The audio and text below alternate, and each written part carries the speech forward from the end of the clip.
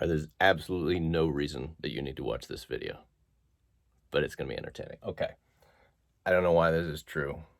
Actually, I sort of know a little why it's true, but I haven't tried this myself because to do so would be disturbing. Okay. So here's the deal. Person jumps out of a plane, right? They're falling down. Now what happens with gravity is you go down, down, down, and you get faster and faster. Just the way until if we were in a vacuum and there were no air, you would just keep going faster, faster, faster, faster, faster, faster, faster until you splat, right? Splat down here. But because there's air, it pushes back at you. It's got stuff that your body has to push out of the way to fall. So what happens is you speed up, you speed up, you speed up, you speed up, and then you hit a sort of a maximum speed, and then you just keep going at that speed. And I don't know exactly what it is for a human being. Probably depends, not even probably, it depends what position you're in. If you open yourself up big and wide, you drop a little bit slower, not slow enough so that you don't go splat. You will definitely go splat. Although it has happened that there's once a story, this guy fell out of a plane 40,000 feet, or I guess he jumped out. Didn't have parachute, didn't work, lived. Don't try that one on the weekend though. All right, so you keep speeding up until you hit this speed where the air now slows you down and you don't go any faster.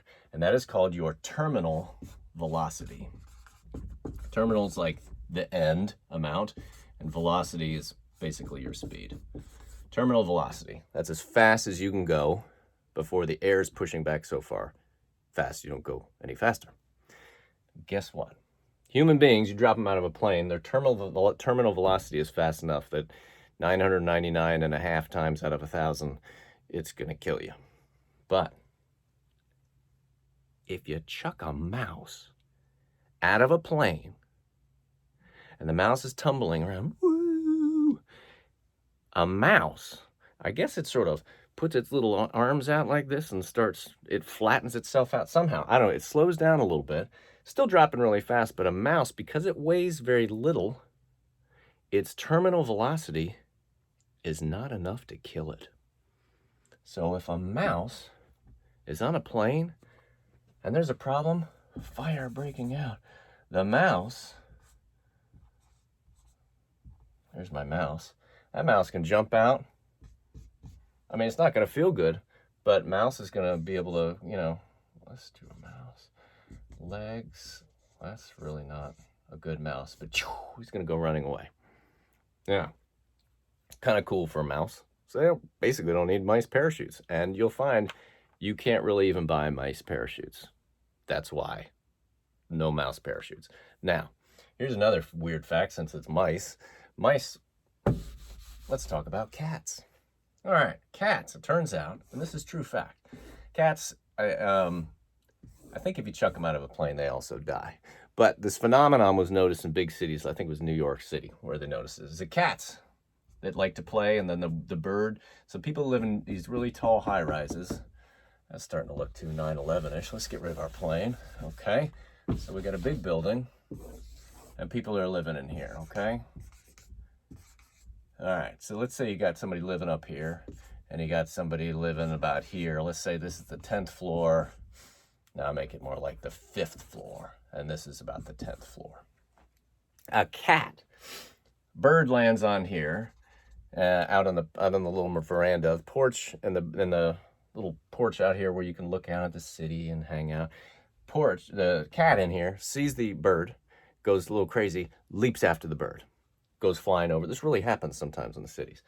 And it turns out the cat from a first couple of floors, it's not that high up, it'll live when it splats on the sidewalk, it'll be okay.